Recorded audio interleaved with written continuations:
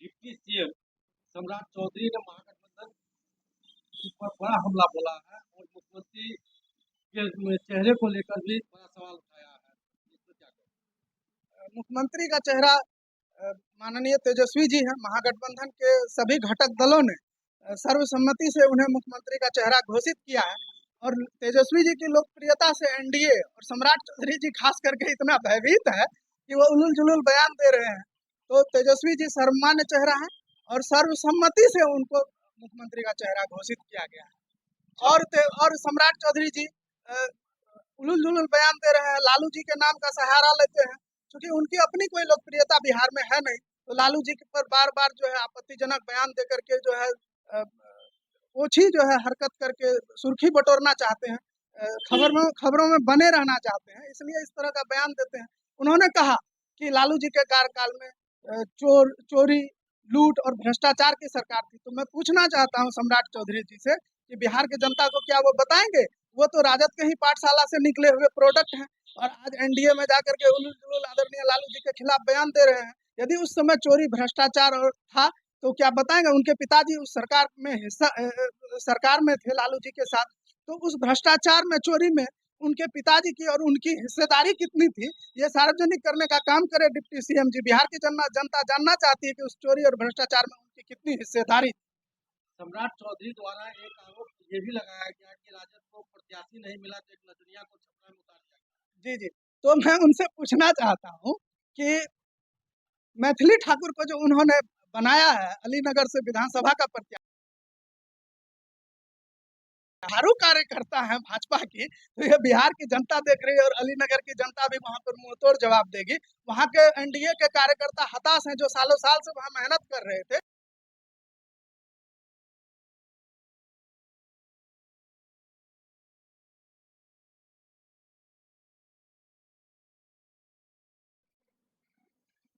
क्या तेजस्वी यादव को गठबंधन का चेहरा बनाने में कांग्रेस और बीजेपी पर दबाव डाला गया?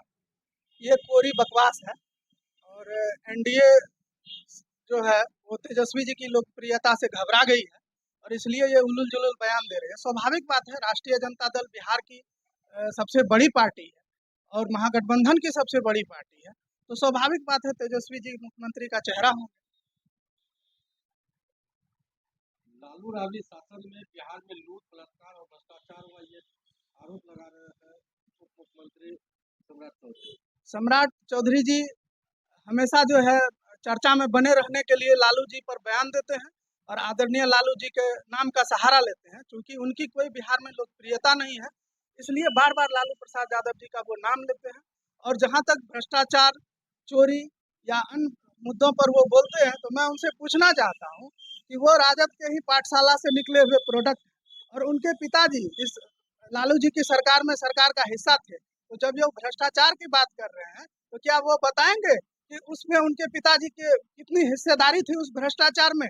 क्या ये सार्वजनिक करने का वो काम करेंगे कि उन लोगों की कितनी हिस्सेदारी थी उस भ्रष्टाचार में? तो ये पूरी बकवास है और तेजस्वी जी की लोकप्रियता से घबरा करके उलूल जुलूल बयान दे रहे हैं सम्राट चौधरी।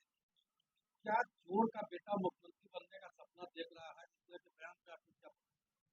क्या आप लोगों को लगता है, या बिहार की जनता को मैं पूछना चाहता हूँ कि एक डिप्टी सीएम ऐसी अशोभनीय भाषा का प्रयोग एक सर्वमान्य नेता के लिए करे, यह कहीं कतई भी स्वीकार नहीं है और अपनी ओछी मानसिकता का वो परिचय दे रहे हैं।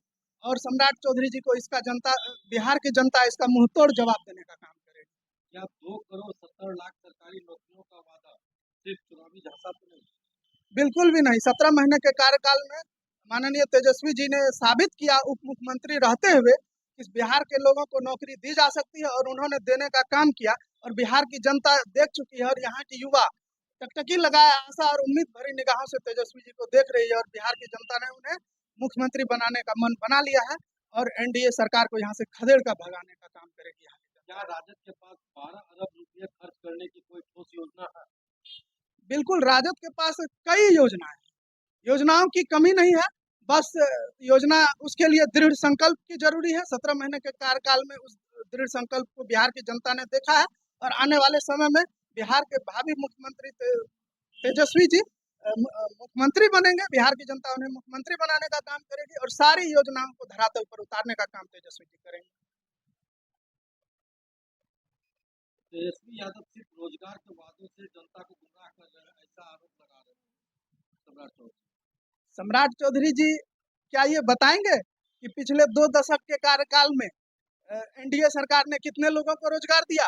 और उनके जो राष्ट्रीय नेता है मोदी जी, मोदी जी ने जो साल में 2 करोड़ नौकरी देने का वादा किया था, क्या वो वादा जुमला था? तो ये जुमलेबाजों की पार्टी है। तो खुद जो है जुमला फेंकते हैं और दूसरे के भी वादा को जुमला ही समझते हैं। तो ये जुमलेबाज है, इन लोगों का कोई महत्व नहीं है, जनता देख रही है सब। तो मैथिली ठाकुर को जो वहां से एनडीए का प्रत्याशी बनाया गया है, तो न ही उसका समाज सेवा में कोई योगदान रहा आज तक, न ही राजनीति के क्षेत्र में कोई योगदान रहा। मुझे तो जहां तक पता चला है कि उनके गांव में, जहां की वो रहने वाली है, छठ जैसे कार्यक्रम में, जो बिहार का लोक आस्था का पर्व है, उनको गीत गाने के लिए बुलाया गया, तो वहां लाखों 5 लाख रुपया से ज्यादा का वो डिमांड की थी। बिना पैसे का वो इस तरह के सामाजिक कार्यक्रमों में भी जाने से कतराती थी।